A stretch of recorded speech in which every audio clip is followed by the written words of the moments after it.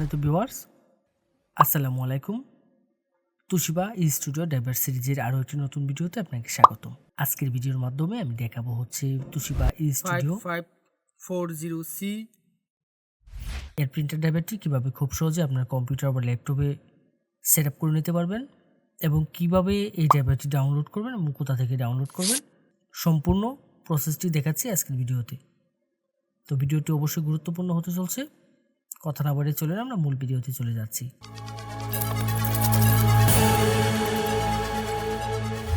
প্রথমে আমরা যে কাজটি করব, আমরা এই ড্রাইভারটি ডাউনলোড করে নেব।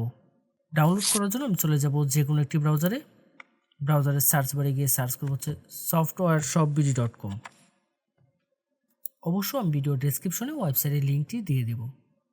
softwareshopbd.com লিখে সার্চ করলে ঠিক এরকম একটা ইন্টারফেস আসবে এবং এখান থেকে আমি যে কাজটি করব, আমার কাঙ্ক্ষিত মডেলের যে ড্রাইভারটি রয়েছে সেটি আমি এখান থেকে ডাউনলোড করব। দেন এই সার্চ বারে চলে যাব, এখানে গিয়ে জাস্ট আমাদের যে কাঙ্ক্ষিত মডেলটি সেই মডেলটি এখানে সার্চ করব। দেন সার্চে ক্লিক করব।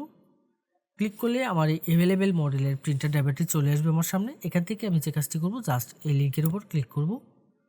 ক্লিক করলে এখানে বিস্তারিত সকল ইনফরমেশনগুলো দেখার একটি অপশন পেয়ে যাব। এখান থেকে সব কিছু আমরা একটু পড়ে দেখে নেব।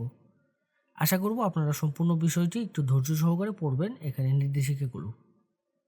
দেন এখানে ডাউনলোডের জন্য দুটি লিঙ্ক পেয়ে যাবেন, যে কোনো একটি লিঙ্কের উপর ক্লিক করব। ক্লিক করলে ঠিক এরকম ইন্টারফেস আসবে আপনার সামনে। এখানে গুগল ড্রাইভে নিয়ে যাবে এবং দেন দুটি ফাইল একসাথে মাউস ড্র্যাগ করে সিলেক্ট করে ডাউনলোড করে নেব। এখানে একটি ফাইল পেয়ে যাবো হচ্ছে পাসওয়ার্ড আর একটি হচ্ছে ড্রাইভার। তো এখান থেকে ফাইলটা জাস্ট মাউসের রাইট বাটন ক্লিক করে ডাউনলোড করে নেব। দেন ডাউনলোড এনিওয়েতে ক্লিক করব। ক্লিক করে কিছুক্ষণ অপেক্ষা করতে হবে। কিছুক্ষণের মধ্যে ডাউনলোডটি শুরু হয়ে যাবে। ডাউনলোড করার পরে আমরা যে কাজটি করব, ফাইলটিকে ওপেন করে নেব। দেন এখান থেকে ওপেনে ক্লিক করব। ক্লিক করলে ঠিক এরকম একটা ইন্টারফেস আসবে আমার সামনে। রার ফাইল রয়েছে। রার ফাইলকে আমরা যখন আনজিপ করব, যে কোনো জিপ ফাইল বা রার ফাইলকে যখন আমরা এক্সট্রাক্ট করব, তার জন্য আমরা যে কাজটি করি, নর্মালি আমরা উইন্ডার ব্যবহার করে থাকি। যদি আপনার কম্পিউটারে উইন্ডারটি না ব্যবহার করা থাকে, অর্থাৎ উইন্ডারটি যদি ইনস্টল করা না থাকে, তাহলে যে কাজটি করবেন, আপনি উইন্ডারটি ইনস্টল করে নেবেন। এর জন্য ভিডিও ডেসক্রিপশন এবং আই বাটনে উইন্ডারের লিঙ্ক দিয়ে দেবো। আপনারা ওইখান থেকে গিয়ে জাস্ট উইন্ডারটি ইনস্টল করে নেবেন। দেন যে কাজটি করব, আমরা ফাইলটাকে ওপেন করব। উইন্ডারে যখন ফাইলটা ওপেন করব, ঠিক এরকম একটা ইন্টারফেস আসবে। এখান থেকে ক্লোজ করে দেব। যাওয়ার পর ইন্টারফেসটা দেখতে ঠিক এরকম হবে। এখানে একটি ফাইল পেয়ে যাব হচ্ছে ড্রাইভার। এই ড্রাইভারে ক্লিক করব। ক্লিক করলে এখানে জাস্ট আমি ড্রাইভারটা পেয়ে যাব। তো এখানে আমার পাসওয়ার্ডটা দিতে হবে। আমি যেহেতু শুধু ড্রাইভারটা ডাউনলোড করছি, আমি এখানে পাসওয়ার্ডটি ডাউনলোড করে নেই। তো এখানে আপনারা যে কাজটি করবেন, আপনারা জাস্ট এই ডাউনলোড অপশনে গিয়ে এখান থেকে পাসওয়ার্ডটি ডাউনলোড করে নেবেন। তো দেন এখানে এই মডেলের যে ড্রাইভারটি রয়েছে, সেই ড্রাইভারে এখানে পাসওয়ার্ডটি আমি দিয়ে দিব।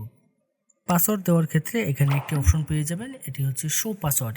এখানে যদি টিক মার্ক দেওয়া থাকে, তাহলে আমি এখানে কিবোর্ড থেকে যে পাসওয়ার্ডগুলো টাইপ করব সেগুলো এখানে শো করবে। আর যদি আমি এখান থেকে টিক মার্কটি যদি উঠিয়ে দিই, তাহলে এখানে কোনো পাসওয়ার্ড শো করবে না। এখানে পাসওয়ার্ডটা টাইপ করে দেবো। দেওয়ার পরে দেন ওকেতে ক্লিক করব। ওকেতে ক্লিক করব। ক্লিক করলে ঠিক এরকম একটি অ্যালার্ট আসবে।